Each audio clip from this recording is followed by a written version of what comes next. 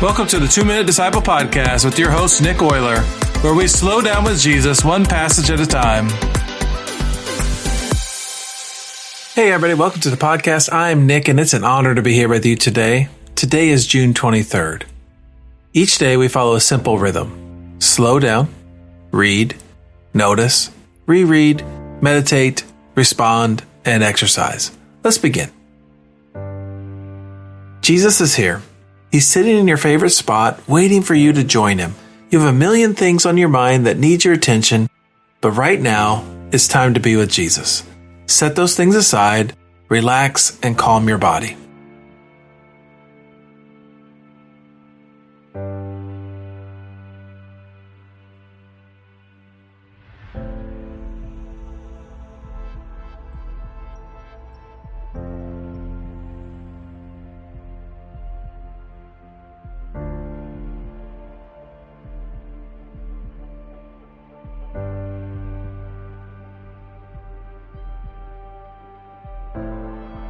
Close your eyes, take a deep breath in, then slowly release it. As you inhale, whisper, Jesus, you are the only sign I need. As you exhale, pray, open my eyes to what you have already given. Do this 3 times, then rest in his presence.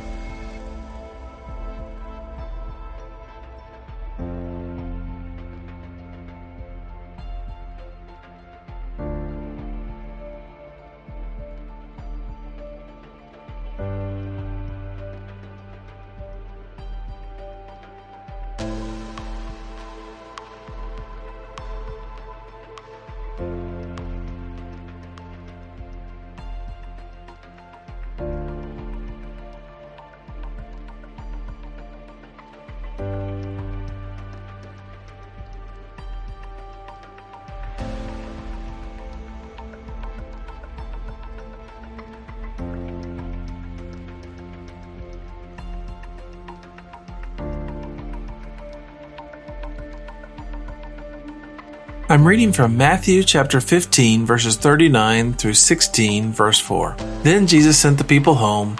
He got into a boat and crossed over to the region of Magadan. One day, the Pharisees and Sadducees came to test Jesus, demanding that he show them a miraculous sign from heaven to prove his authority.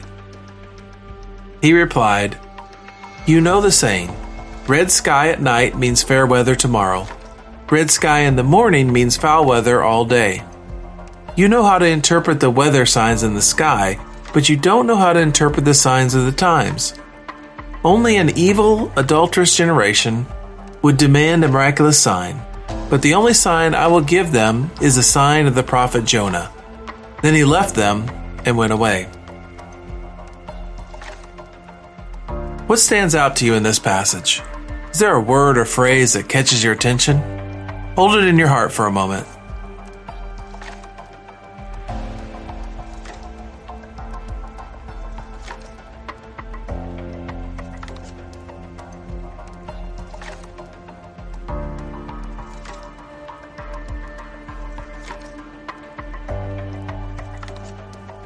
Hear these words again and notice the deep frustration Jesus expresses and what he points to as the only sign that will be given. Then he sent the people home, and he got into a boat and crossed over to the region of Magadan. One day, the Pharisees and Sadducees came to test Jesus, demanding that he show them a miraculous sign from heaven to prove his authority. He replied, "You know the saying, red sky at night means fair weather tomorrow. Red sky in the morning means foul weather all day. You know how to interpret the weather signs in the sky, but you don't know how to interpret the signs of the times. Only an evil, adulterous generation would demand a miraculous sign, but the only sign I will give them is the sign of the prophet Jonah." Then Jesus left them and went away.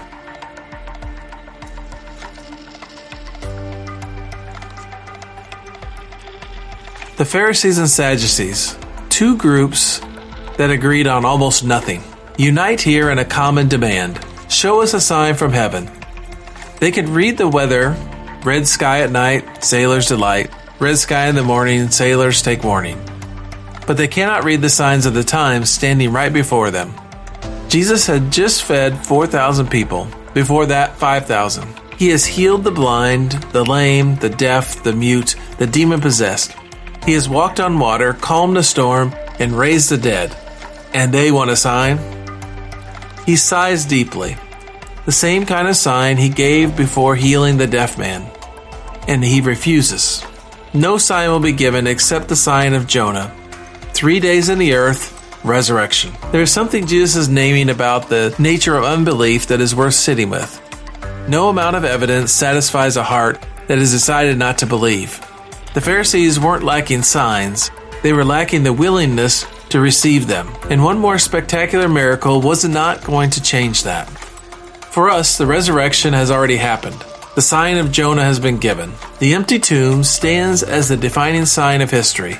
The question Jesus is pressing on us is the same one he pressed on them. Not whether we have enough evidence, but whether we are willing to receive what has already been given. Take a few moments to reflect on this question.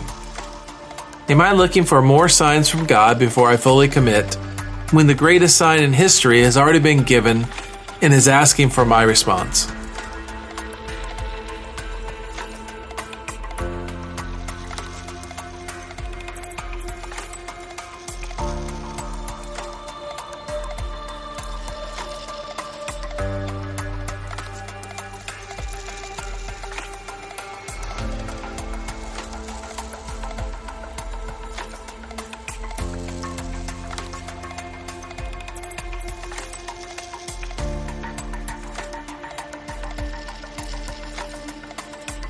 Jesus, forgive me for the times I've demanded more when you have already given me everything.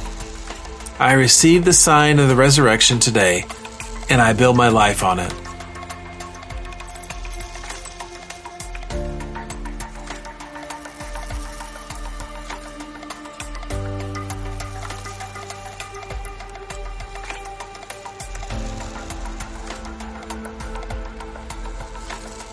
The rush of life will meet you again when you leave this sacred place, but you can carry this moment into your day by forming new habits.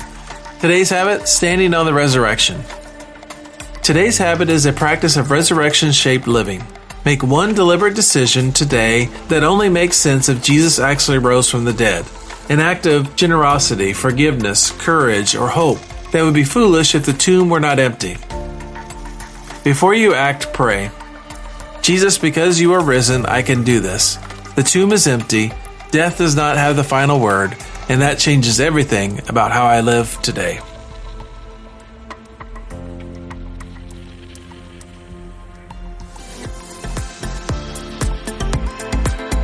I have one ask of you before you go. Would you please consider supporting the podcast?